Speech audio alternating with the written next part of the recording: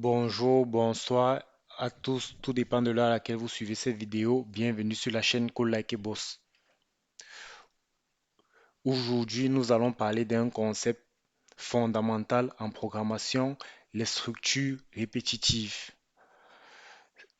Sans elles, il serait tout simplement impossible d'écrire des programmes efficaces et la plupart des applications réelles ne fonctionneraient pas aujourd'hui. Aujourd'hui, nous avons de nombreuses applications et croyez-moi, la majorité de ces applications de ne pas utiliser ce concept en langage de programmation. Imaginez de devoir répéter la même instruction des dizaines, voire des centaines de fois sans aucune structure adaptée. Ce serait un code tout simplement très long, compliqué et surtout ce serait très mauvais pour la programmation. Pour comprendre ce principe tout simplement, cette image, alors nous avons cette image ici et regardez bien cette image, regardez ce brin mécanique et regardez l'instruction. Pour pour le moment, nous supposerons que cette instruction est celle qui est passée dans le programme de ce bras mécanique. Alors, ce robot, il reçoit toute l'instruction de déplacer les briques tant qu'il y en a. Le robot ne connaît pas le nombre exact de briques. Il répète tout simplement la même action tant que la condition est vraie, c'est-à-dire tant qu'il y a une brique, il la déplace. En programmation, les structures répétitives fonctionnent exactement de la même manière. Maintenant, voyons comment traduire ce raisonnement en langage C, étape par étape. Jusqu'à présent, nous avons vu des programmes relativement simples. Ces programmes étaient construits à partir des séquences d'instructions et des structures conditionnelles où l'exécution dépend du fait qu'une condition ait été vérifiée ou pas. Plus précisément encore les sélections ici qui représentent bien évidemment les structures conditionnelles. Avec ces deux types de structures, le comportement d'un programme est toujours maîtrisé. Une fois l'instruction exécutée, le programme se termine forcément. On dit donc que les programmes composés uniquement des séquences et de sélection garantissent la terminaison du programme. Pour illustrer au mieux ce propos, je prendrai cet exemple dans lequel nous avons cet exercice que nous avons fait dans le chapitre précédent, dans lequel ici il s'agissait de calculer l'aire d'un triangle. Vous voyez ici, nous avons notre séquence d'instructions, ici où nous définissons d'abord nos variables et ensuite nous mettons toutes ces séries d'instructions. Et vous verrez bien évidemment que ce programme se termine. La terminaison de ce programme est caractérisée par le fait que cette condition soit vérifiée ou pas. Si elle est vérifiée, alors nous exécutons cette série d'instructions. Si elle n'est pas vérifiée, alors nous exécutons quand même le bloc d'instructions présent dans la else.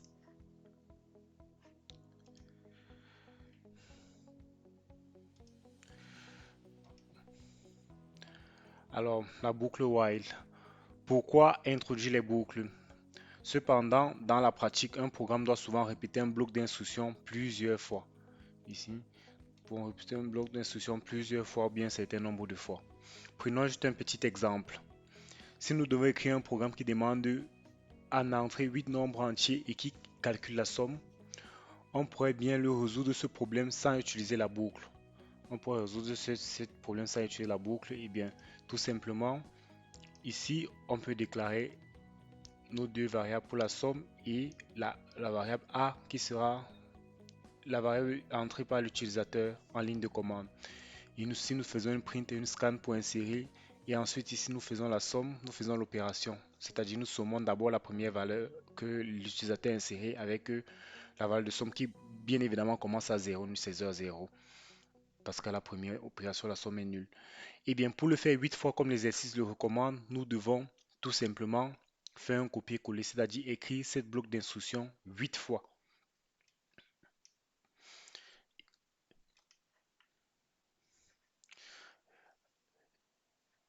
Là encore, vous voyez que nous avons trouvé quand même une solution par rapport à cela. Et comme première solution dont nous avons vu, consiste à le copier manuellement. Si je reviens ici, vous voyez, vous copiez cette instruction manuellement 8 fois. Mais cette approche pose rapidement un problème. Ici maintenant, nous voulons calculer la somme de 200 entiers. Si nous voulons calculer la somme de 200 entiers ou bien de 450, alors comment est-ce que cela se passerait? Est-ce que nous pouvons écrire 200 ou bien 450 à la main? Est-ce possible? Nous voyons très bien que cette solution n'est pas possible parce que il peut arriver de vouloir calculer la somme de n premiers nombres ou bien de n premiers entiers. N, nous n'avons pas cette information. Donc, nous ne pourrons pas déjà savoir si copier ou coller n fois. Vu que n ici, c'est une information dont nous n'avons pas la valeur et dont la valeur peut être passée par l'utilisateur. C'est pour répondre à ce type de problème que le langage C met à disposition des structures appelées structures répétitives. Donc la première que nous allons voir est la boucle while. Ici,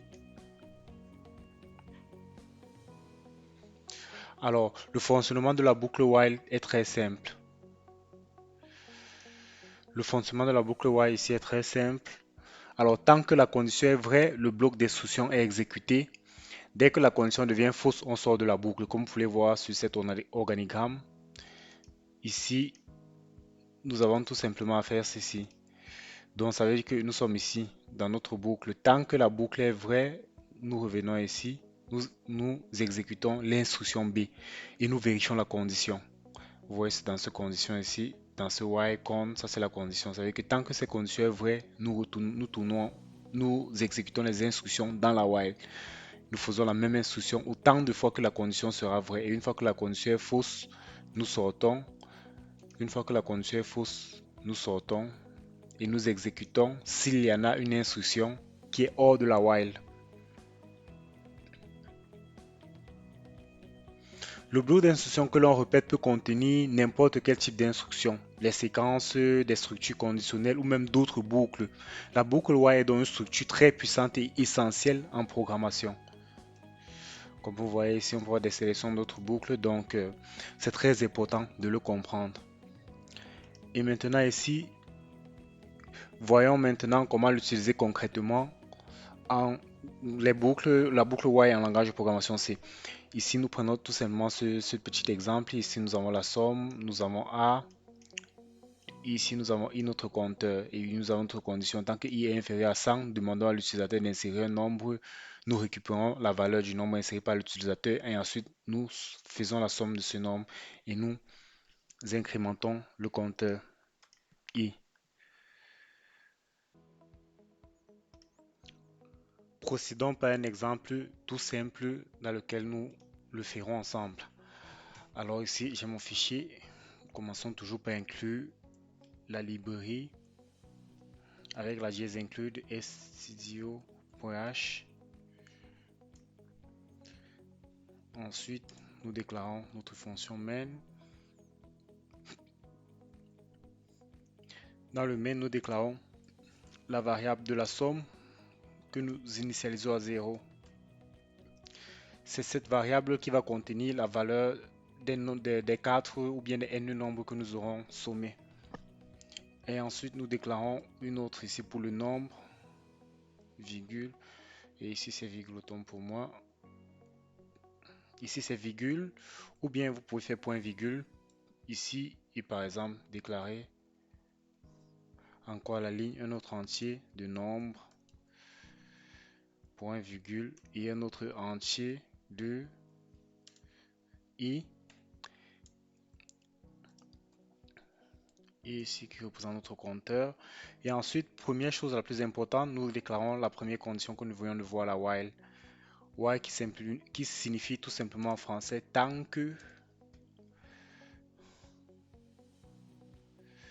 Donc, cette while signifie tout simplement tant que cette condition est vraie, alors exécute ce bloc d'instruction. Alors, le bloc d'instruction ici que nous mettrons sera une print f pour demander à l'utilisateur d'insérer la valeur d'un nombre.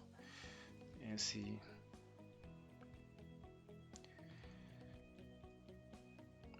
Insérer la valeur du nombre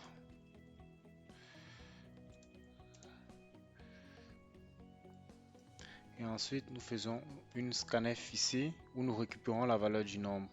Nous faisons pourcentage d virgule, toujours ne jamais oublier de mettre la e commerciale pour récupérer la valeur du nombre,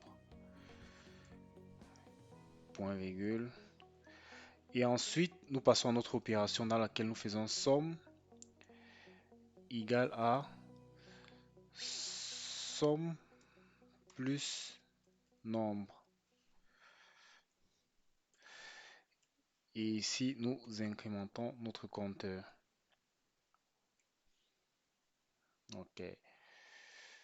Et puis, nous mettons un message ici une fois que nous sommes sortis de notre boucle. Une fois que la condition n'est plus respectée, nous allons mettre un message simple comme programme exécuté. Exé-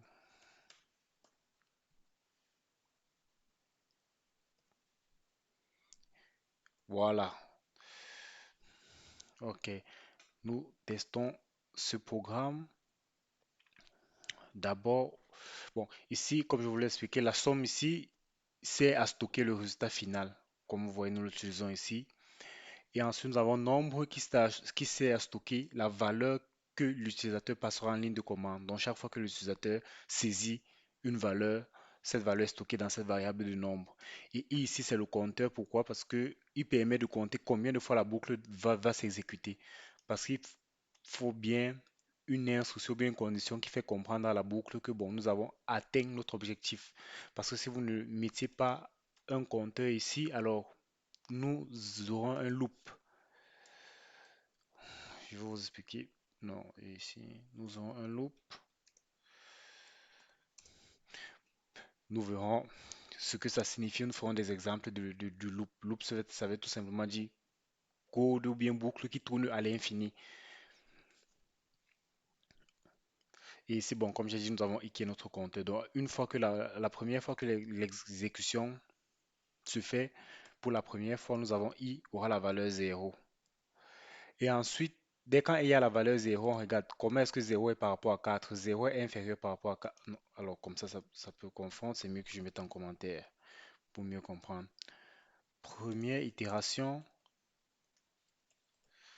on a i qui est égal à 0, point virgule. Donc, quand i est égal à 0, on regarde 0 est inférieur à 4. 0 est inférieur à 4, ça veut dire que cette condition est respectée. Alors, si 0 est inférieur à 4, ça veut dire qu'on revient encore ici, on va afficher à l'utilisateur et insérer la valeur d'un nombre. On va récupérer la valeur de nombre saisi par l'utilisateur. On va venir le sommer. Et ensuite, très très important, on va incrémenter le compteur. Alors, une fois qu'on a fait ceci pour la première fois, vu que vous voyez qu'ici au début, i a pour valeur 0. Ce 0 ne sort tout simplement pas de nulle part parce que nous avons initialisé ici au début. Ça veut dire qu'au début, il y a la valeur 0. Donc, une fois que nous avons exécuté ça une seule fois, pour une première fois, autant pour moi, i ne vaudra plus 0, mais i aura comme valeur 1. Pourquoi? Parce que i++ ici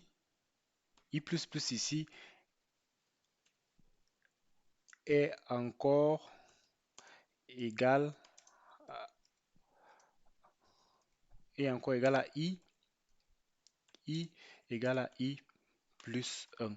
Dans le i++ ici vaut encore i égale à i plus 1. Donc ça veut dire qu'une fois qu'on a exécuté cette condition une seule fois, la valeur de i++ sera 1. Donc on va faire i égale à i, l'ancienne valeur de i qui est 0 plus 1. Ça veut dire que i sera 1. Et ainsi de suite. Dès que nous passons pour la deuxième fois, nous avons i qui est égal à i plus 1. I ici ne vaudra plus 0 vu que pour la première exécution, sa valeur est passée à 1. I vaudra 2, sera 2. La valeur de i sera 2 et ainsi de suite. De telle sorte que quand nous allons avoir comme valeur de i 4, alors cette condition ne sera plus exécutée. Nous allons exécuter ce bloc d'instruction. Et bon, essayons de le compiler pour voir comment est-ce que cela fonctionne. Ça veut dire qu'ici, si je sors sur mon programme et j'exécute gcc select, je ne me rappelle plus de comment je l'ai nommé. Ok, structure répétitive. Voilà. Alors, nous avons gcc2.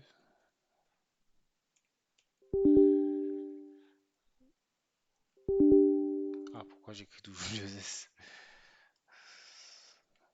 Ok, moins O de structure répétitive. Ok, ici je fais point slash structure répétitive. Alors ça me demande d'insérer la valeur d'un nombre. Donc ça veut dire que j'insère la valeur du nombre 4 par exemple. Ça me demande encore d'insérer un nombre parce que je dois insérer 3 nombres, 4 nombres, vu que j'ai mis i doit être inférieur à 4.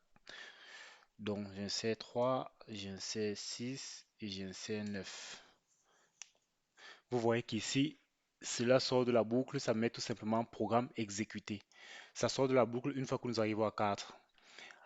Sauf qu'ici, nous n'avons pas affiché la valeur de la somme. C'est pour ça que nous ne le voyons pas. Alors, pour afficher la valeur de la somme, nous revenons dans notre programme. Ici, nous mettons une printf. La somme vaut 2 points, pourcentage de virgule. Ici, nous passons la variable tout simplement somme.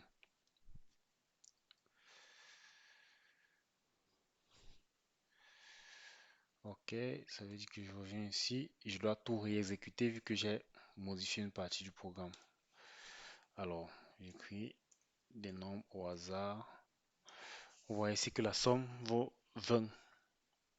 Bien évidemment, parce que si vous essayez de sommer pour voir si ça fonctionne, on a 4 plus 2, ça fait 6, 6 plus 6, ça fait 12, 12 plus 8, ça fait 20. Et vous voyez un peu comment fonctionne la boucle while. Ça veut dire que cela m'a sommé et cela m'a demandé quand même, pour le nombre de fois que j'ai précisé ici à l'utilisateur, d'insérer la valeur d'un nombre. Et c'est assez simple. Maintenant, pour vous expliquer ici comment est-ce que la valeur de i s'ajoute à chaque exécution de la fonction, pour l'illustrer très clairement, vous pouvez venir ici, juste vous faites printf, ou bien c'est mieux de le faire après. Vous faites ici printf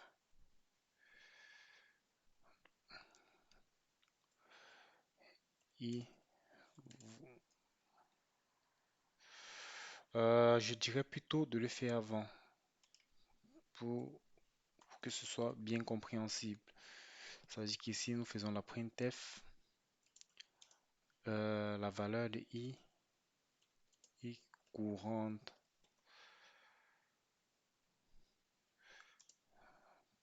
pourcentage d. Alors ici je vais tabuler pour que ce soit plus clair et je mets i. J'enregistre, je sauvegarde mon programme et je le réexécute à 0. Alors je mets 2, 4, 6, 8. Voilà, vous voyez bien évidemment que la valeur courante de i, ça vaut 0. 1, 2, 3. Donc la valeur de i augmente au fur et à mesure que l'instruction est répétée. C'était pour faire comprendre comment est-ce que la while réussit à comprendre que alors l'instruction est vraie ou fausse, ou bien n'est plus vraie. Donc la valeur de i ici, à chaque fois, vu que nous l'incrémentons ici avec le i++, c'est-à-dire qu'à chaque exécution de la fonction, donc à i vaut 0, l'instruction est tout simplement, la condition est tout simplement vraie, donc nous exécutons ces instructions. Au prochain tour, il ne vaut plus 0, mais il vaut 1, 2, 3. Et une fois que i vaut 4, nous n'exécutons plus cette condition parce que dès que i vaut 4, nous sortons de là et nous exécutons cet autre bloc d'instruction qui est hors de la while. Alors, pourquoi est-ce que quand c'est 4, nous sortons de ce bloc d'instruction? Parce que nous avons mis ici strictement inférieur à 4. Et ici, là, le compteur va de 0 à 3. Comme nous avons vu tout de suite, le fonctionnement de la boucle while est très simple. Alors, si nous revenons à notre slide ici, vous verrez que ici, l'exemple était inférieur à 100. Pour que ce ne soit pas trop long, nous avons mis 4 pour ne pas saisir un nombre infini de fois. Et nous voyons que la variable ici compte le nombre d'exécutions de la boucle et à chaque itération affiche un message qui est la printf, saisie, qui est la scanf et la mise à jour de la somme dans laquelle nous faisons somme égale à somme plus nombre. Et maintenant, grâce à cette boucle while, nous pouvons résoudre le problème de la somme de n entier, c'est-à-dire le problème du fait que nous ne connaissons pas la variable n et le n ici est fourni par l'utilisateur. Passons tout de suite ici à cet exercice. Supposons que cette valeur nous ne la connaissons pas. Ici, nous avons n. C'est-à-dire que nous pouvons venir ici, nous déclarons c'est la valeur, la variable n. Et maintenant, au début, nous lançons d'abord un message à l'utilisateur qui est printf. N'oublions pas la f ici. Printf. Combien de nombres veux-tu sommer? Donc nous demandons à l'utilisateur combien de nombres est-ce que l'utilisateur veut sommer et nous récupérons la réponse de l'utilisateur ici avec la scanf. Pourcentage D, nous mettons ici la E commerciale et N, point virgule. Alors ça c'était pour expliquer. Ça veut dire une fois que je réexécute ce code, ici je recompile. Alors, premier message, c'est vrai qu'il y a un peu de faute d'orthographe, mais vous pardonnez.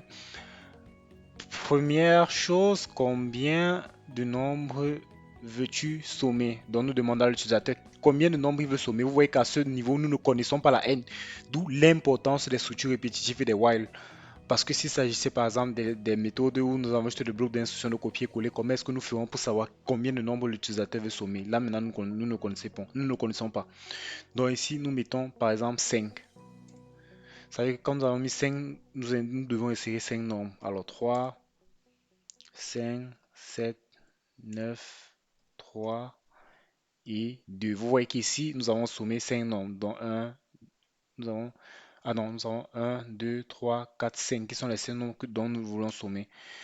Et ici, vous voyez que la valeur courante, la somme vaut 29. Alors, essayons juste d'organiser ce programme pour qu'il affiche bien. Alors, nous avons la valeur courante, slash t, insérer. Alors, ici, nous effaçons ici. Ici, nous mettons la valeur courante, pourcentage d slash t. OK. Et ici, nous prenons la valeur du nombre. Et ici, pour la somme, nous mettons slash n. N'oublions pas de sauvegarder notre programme. Nous revenons ici pour le réexécuter. Ici, insérer OK.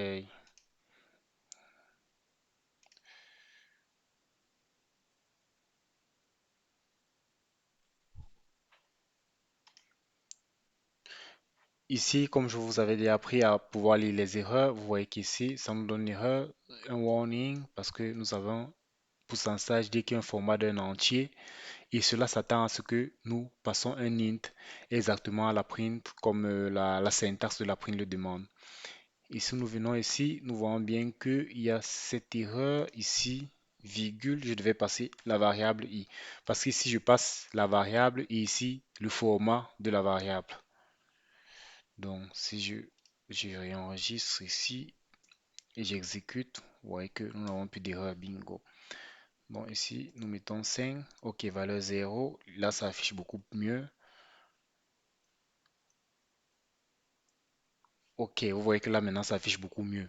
Nous avons la valeur courante dans la position 0, nous avons inséré 2, 3, 1, 2, 3, 4, 5, 6. Mais remarquez bien que nous avons dit ici que nous voulons sommer 5 nombres, mais cela nous a fait sommer 6 nombres au lieu de 5. Pourquoi est-ce que 6 nombres? Parce que notre compteur, lui, va de la position 0 à la position 5. Et de 0 à 5, ça fait 6 et non 5. De 0 à 5, ça fait 6. Il faut bien être attentif par rapport à cela. Tout simplement, ça me fait sommer 6 ici parce que ici, j'ai mis inférieur ou égal à n. Ici, soit vous mettez strictement inférieur ou égal à n, soit vous mettez inférieur ou égal à n-1. Vous voyez que si j'utilise cette méthode, inférieur ou égal à n-1, je mets 5. Alors, j'ai 2, j'ai 3, j'ai 4, j'ai 5, j'ai 6. Voilà, vous voyez, j'ai 6 ici. Ça me prend exactement 5 nombres. 1, 2, 3, 4, 5. Ici, ça me prend exactement 5 nombres. Parce que généralement, ici, le compteur va toujours de la position 0 à la position n-1. Et c'est tout pour cet exercice et pour les boucles while. Et dans la suite dans les prochaines vidéos, nous allons introduire aussi les boucles for et les boucles do while. Juste en petite introduction, vous voyez que quand le nombre de répétitions est connu, généralement nous utilisons la for et quand le nombre d'instructions dépend d'une condition, nous utilisons la while. La while ici convient le plus. Mais nous verrons la for et la do while dans les prochaines vidéos.